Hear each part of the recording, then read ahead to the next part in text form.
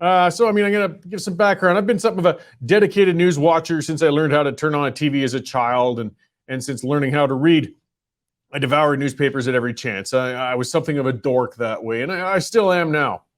Never in all my reading have I seen such an obsessive persecution and attempted prosecution of a Canadian citizen as I have with Tamara Lich.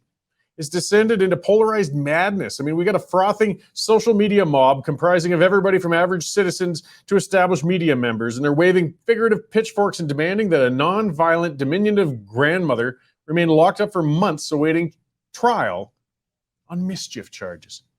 Are they so lost in their frenzy that they can't stop a moment and look at themselves, listen to themselves? Do they really want to live in a society where activists protesting the state can be jailed indefinitely over an offense so petty as having taken a selfie next to the wrong person? It's repugnant to behold. It really is.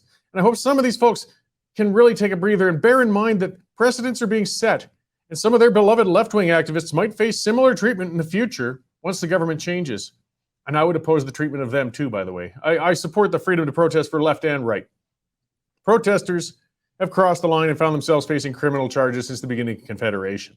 Never, though, has a peaceful protester faced such a malicious prosecution as Tamara Lich has. I mean, in searching, it's not hard to find examples of protesters who have long criminal histories and been charged with assaulting police and all sorts of things, and they're immediately released on bail. We can find cases almost daily of sex offenders and other criminals with long violent histories too, and they're released on bail with fewer conditions than Lich. There's no doubt that this ongoing hysteric effort to jail Lich is politically motivated. The Crown prosecutor donated $17,000 to Trudeau's Liberals. He's more than just a casual supporter of the party.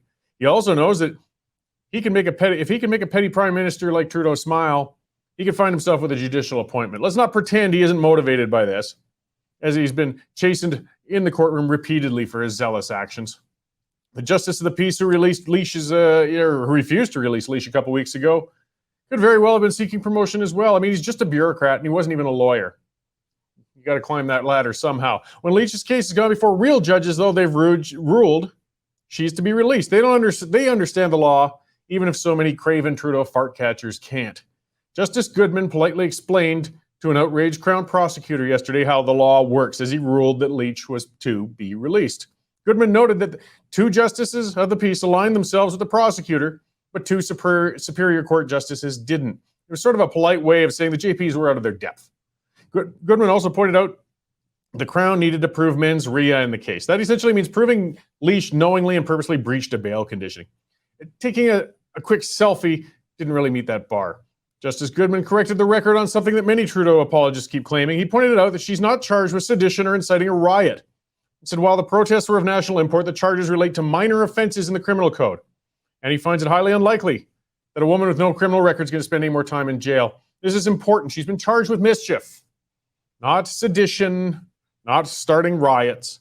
He's also noting if she was convicted on the charges she has, she's already served enough days to cover any sentence in the future in reality. This part of the ruling is critical. He says, I take judicial notice of the harm caused by the Freedom Convoy to the citizens of Ottawa and governments, but no court should seek to control the possession of political views. In a roundabout weighing, he's implying the persecution of Lich to date has been politically motivated. Now, he won't say it, but I will. Tamara Lich has been a political prisoner. The judge ordered the shackles to be removed from the grandmother and that she be released. She hasn't been found not guilty by the courts, but she still she presents no risk to society in being free while she awaits trial. Only the most fanatical of people would think she presents any real risk to the public. Lich's travails are far from over, but another of the absurd assaults on her freedom has been lifted, at least for the time being.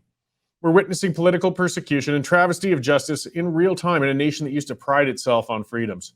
History is not going to look kindly upon this year's events in Canada with Tamara Lich.